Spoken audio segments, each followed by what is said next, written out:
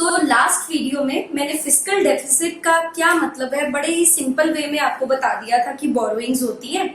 और मैंने आपको बोरोइंग करने का मतलब क्यों बताया था कि जब भी आप डेवलप करते हो तो आपको अगर कहीं पे भी दिक्कत है तो आप पिछली वीडियो का लिंक किसी डिस्क्रिप्शन बॉक्स में है।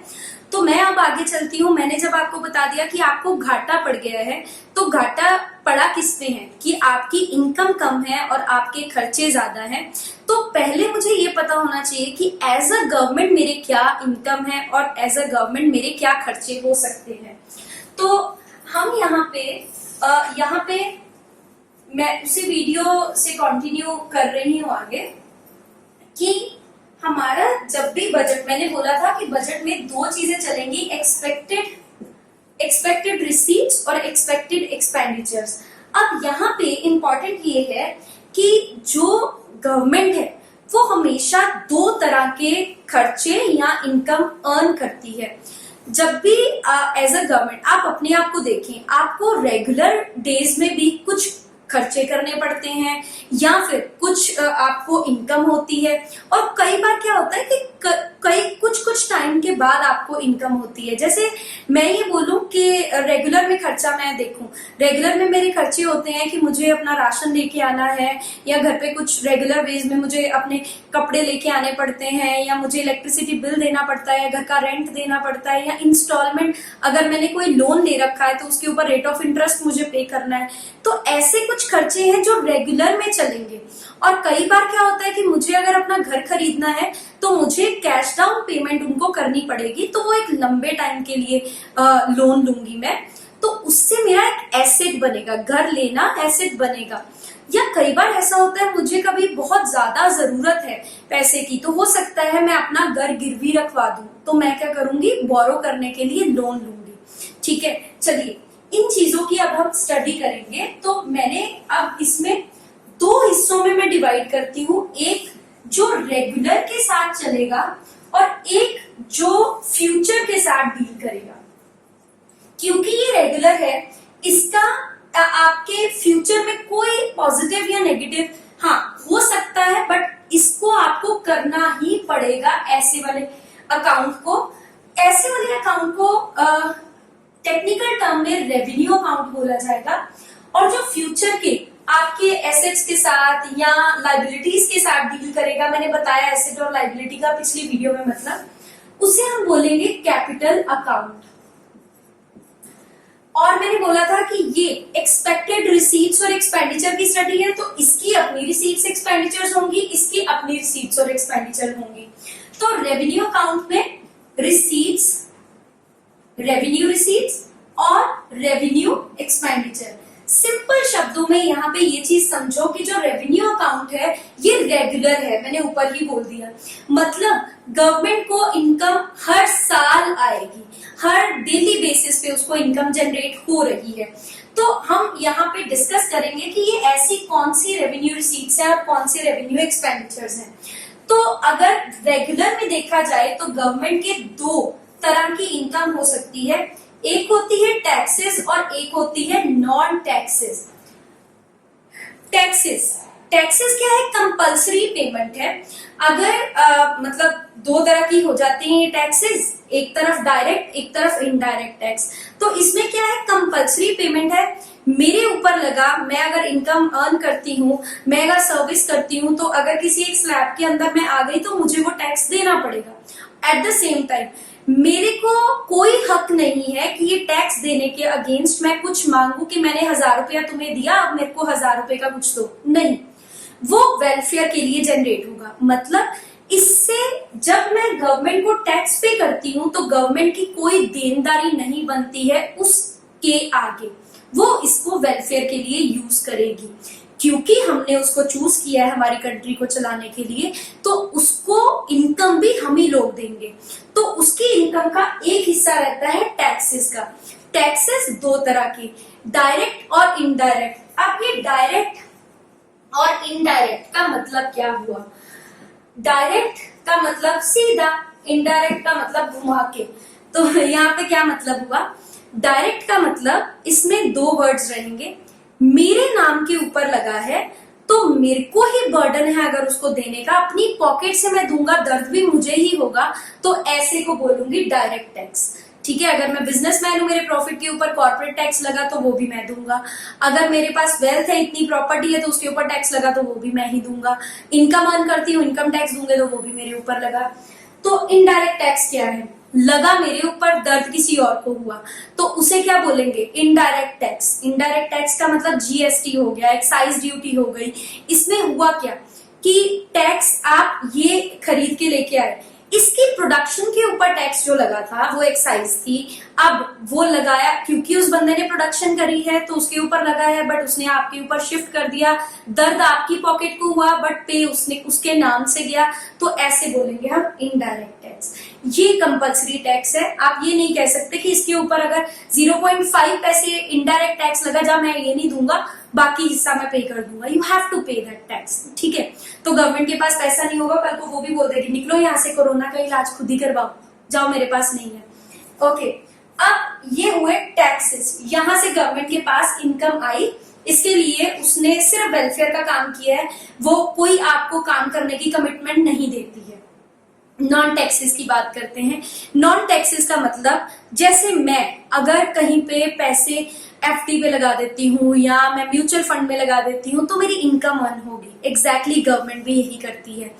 आप हेलमेट डाल के नहीं जाते हो, गवर्नमेंट ने कुछ रूल्स बनाए हुए हैं काम करने के लिए, हमारे ही वेलफेयर के लिए वो रूल्स हैं। अगर आप वो रूल फॉलो नहीं करते हो तो गवर्नमेंट आपके ऊपर फाइन लगा देती है, पेनल्टी लगा देती है। अगर कोई लीगल वारिस छोड़े बिना, अपनी मतलब छोड़े बिना उसकी डेथ हो गई है और उसकी पूरी प्रॉपर्टी ऐसे ही पड़ी है तो एस्कीट कर लिया जाएगा, मतलब गवर्नमेंट उसको कब्जे में ले लेगी। तुमने कोई प्रॉपर्टी ली किसी एक जगह पे, गवर्नमेंट ने वहां पे एक हाईवे बना दिया जिसके कारण तुम्हारी प्रॉपर्टी की वैल्यू बढ़ गई है, अब गवर्नमेंट उसमें उसके ऊपर एक ड्यूटी लगाएगी स्पेशल असेसमेंट के चलते, और वो गवर्नमेंट अर्न कर लेगी। फाइन्स हो गए, या फिर अगर तुम कहीं पे कोई भी काम करते हो, जैसे तुम्हें किसी के ऊपर ट्रस्ट नहीं है तो तुम लीगल पेपर पे उनसे लिखवाते हो, तो स्टैंप ड्यूटी हो गई, वो सारे पैसे वो गवर्नमेंट अर्न करती है। रेलवे गवर्नमेंट की कंपनी या ऑयल कॉर्पोरेशन गवर्नमेंट की कंपनी, इनके ऊपर जब पैसा गवर्नमेंट लगाती है तो वो अर्न भी गवर्नमेंट करती है। तो इस तरह से गवर्नमेंट की रेगुलर में इनकम आ रही है, ये नहीं है। अब इसमें मैं रेगुलर में इनकम में एक और चीज जोड़ रही हूँ।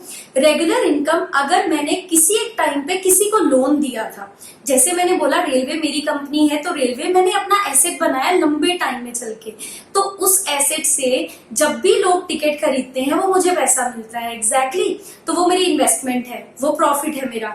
तो दूसरी तरफ जब भी मैंने किसी को लोन दिया, मैंने श्रीलंका में इन्वेस्टमेंट कर दी, मैंने उनको बोला कि ठीक है मैं तुम्हें लोन दे रहा हूँ, मैंने कहीं भूटान में कर दिया, लोन दिया उनको, तो वहां से रेट ऑफ इंटरेस्ट, जब तक वो मेरा पैसा लौटा नहीं देते तब तक रेट ऑफ इंटरेस्ट आएगा रेगुलरली, तो वो भी नॉन टैक्सेस का पार्ट बनेगा।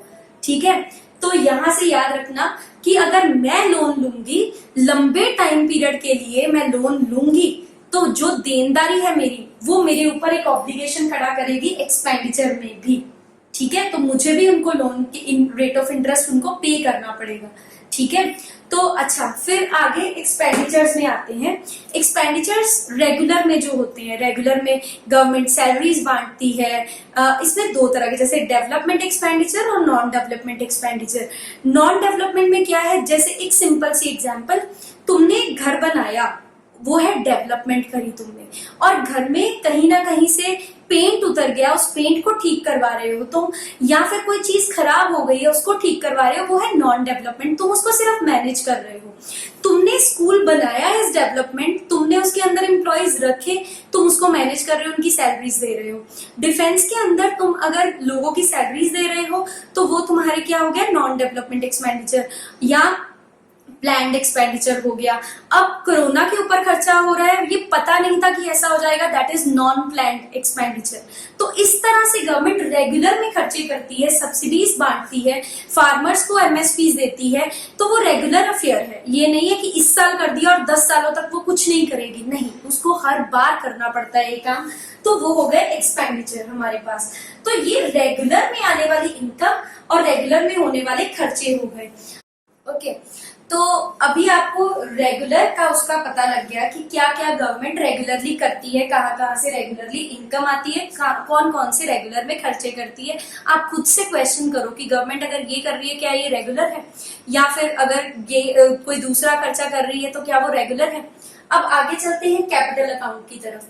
अब ये कैपिटल अकाउंट हमारे फ्यूचर के साथ डील करेगा, मतलब इसके कारण आपके दो चीजों के ऊपर असर पड़ेगा, एक होगा एसेट्स और एक होगा लाइबिलिटीज। मतलब तुम्हारे ऊपर भार कम होगा या भार ज्यादा बढ़ेगा। ठीक है, यहाँ पे रिसीट्स, जैसे अगर रेगुलर वाले की मैं बात करूं, रिसीट का मतलब है कुछ आना, और आना मतलब एंट्री दिख रही है आती हुई और उसके अगेंस्ट कोई ऑब्लिगेशन भी नहीं है कि हाय मेरे को कुछ देना है। एक्सपेंडिचर का मतलब है जाना। ओके, अब यहाँ पे कैपिटल रिसीट्स होंगी और कैपिटल एक्सपेंडिचर होगा। यहाँ ध्यान से समझना एक चीज, ये थोड़ा ऑपोजिट रहेगा। मतलब रिसीट का मतलब है आना, कोई चीज तुम्हारे पास आ तो रही है बट उसके कारण तुमने दो चीजें की होंगी, या तो तुमने अपना बोझ बढ़ाया होगा, ठीक है, मतलब कहने का, या तो तुमने अपनी लायबिलिटी क्रिएट की होगी, या अपना एसेट रिड्यूस किया होगा। ठीक है, एसेट जितने ज्यादा बढ़े, एसेट्स बढ़ेंगे तो मैं अमीर हो जाऊंगी। ठीक है, और एसेट्स कम होंगे तो मैं गरीब हो जाऊंगी। ठीक, इसी के साथ ये लाइबिलिटीज में कैसे चलता है, लाइबिलिटीज मैं अमीर कब होंगी, लाइबिलिटीज अगर कम हो जाएंगी तो मैं अमीर हो जाऊंगी, लाइबिलिटीज अगर बढ़ जाएंगी तो मैं गरीब हो जाऊंगी। ठीक है, तो यहाँ पे ये चीज इतना का दिमाग में फिट कर लो। तो अगर पैसा आ रहा है तो इसमें तुमने जरूर कोई चीज गिरवी रखवा दी होगी, या अपनी चीज बेच डाली होगी, या तुमने हो सकता है किसी को लोन दे रखा था वो वापस मांग लिया है। जो मैंने लोन दिया है वो मेरा एक एसेट है। क्यों एसेट है वो मेरा, क्योंकि वो नॉन टैक्सेस के अंदर हर बार रेट ऑफ इंटरेस्ट कमा के मुझे दे रहा था, तो वो मेरा एसेट था। मैंने LIC की कंपनी खोल के रखी है, मैंने रेलवेज खोल के रखी है, मैंने एयरपोर्ट मतलब एयर इंडिया खोल के रखी है, वो मेरे को कमाई करके देते हैं, तो वो मेरा एसेट है। अगर मैं इनको बेचती हूँ, इनका कुछ हिस्सा भी बेचती हूँ, तो दिख तो रहा है पैसा आ रहा है, बेचा तो पैसा आ रहा है, बट मेरी लाइफ टाइम की इनकम उससे खत्म हो रही है। तो ये कैपिटल रिसीट्स जो है, आने का मतलब ये है, या तो तुमने अपनी एक बोझ बढ़ाया होगा। बोझ कैसे मैं बढ़ा सकती हूँ, मैंने किसी से उधार मांगा होगा, जब मैंने उधार मांगा होगा पैसे आए हैं हाथ में, पर मेरे ऊपर बोझ क्या पड़ा, मुझे उसको रेट ऑफ इंटरेस्ट उसके अगेंस्ट देना है, तो ये जो रेगुलर फेयर में एक्सपेंडिचर है ये बढ़ जाएगा। ओके, एसेट कैसे रिड्यूस होगा, मैंने किसी को लोन दिया है, ठीक है, वो मैंने वापस मांग लिया, वो एसेट मेरा लोन, वो क्या था, एसेट था ना लोन दिया हुआ, वो मैंने वापस मांग लिया, वो खत्म हो गया। या मैंने एक कंपनी के अंदर के शेयर बेच के किसी और को हिस्सा दे दिया, डिसइन्वेस्टमेंट इसे बोलते हैं, तो वो होगी कैपिटल रिसीट्स। ठीक है, इसमें हमारा फ्यूचर डार्क है। ओके, तो आगे करते हैं कैपिटल एक्सपेंडिचर। कैपिटल एक्सपेंडिचर दिख तो रहा है कि जा रहा है, खर्चा हो रहा है, बट इसके थ्रू तुम अपना कुछ कर्ज, मतलब या तो तुम एसेट बना रहे हो, एसेट्स बिल्डिंग हो रही है इससे, या फिर अपनी लायबिलिटी कम कर रहे हो। तो मैंने यहाँ पे क्या बोला, तुम अमीर कब होगे, या तो तुम्हारे एसेट बढ़े या तुम्हारी लायबिलिटी कम हो, तो ये है तुम्हारा कैपिटल एक्सपेंडिचर। अमीर होने चाहिए तुम, फ्यूचर में अमीर होने चाहिए तुम। यहाँ पे मैंने क्या बोला, लायबिलिटी कम होंगी, लायबिलिटी अगर तुम्हारी बढ़ रही है और एसेट तुम्हारे कम हो रहे हैं, तुम गरीब हो रहे हो, तो कैपिटल एक्सपेंडिचर तुम्हारा कम होना, यहाँ पे ये नुकसान है। तो यहाँ पे ये दो चीजें आ गई तुम्हारे पास। तो इसमें कैसे होगा, मैं अपना लायबिलिटी, देनदारी कैसे बढ़ा रही हूँ, हो सकता है मैंने लोन मांग लिया, अभी जैसे ये सिचुएशन चल रही है, मैंने वर्ल्ड बैंक से मैंने अगर कैपिटल एक्सपेंडिचर कब होगा, मैं उल्टा बोल गई, एक्सपेंडिचर होना मतलब मैं अपना एसेट क्रिएट कर रही हूँ मतलब मैंने किसी को लोन बांट दिया, मैंने किसी दूसरी कंट्री में इन्वेस्टमेंट कर दी, एफडीआई कर दी, एफपीआई कर दी, फिर तीसरी चीज क्या हो गई, मैंने यही काम कर दिया। ठीक है, तो उसके थ्रू या तो मेरे एसेट्स बने होंगे या मेरी लाइबिलिटी खत्म हुई होगी। लाइबिलिटी क्या है, किसी का लोन वापस करना। तो मैं अगर लाइबिलिटी उसके लोन वापस कर देती हूँ तो मेरी एक लाइबिलिटी खत्म हो गई।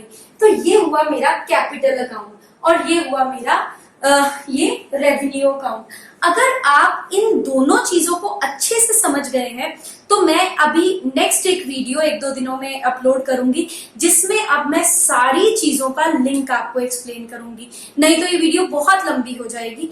प्लीज जुड़े रहिए अगर आप पूरा अपना कॉन्सेप्ट अच्छे से समझना चाहते हैं। और अगर आपको कोई भी क्वेरी है तो आप लोग मुझे नीचे कमेंट सेक्शन में उसको पूछ सकते हैं।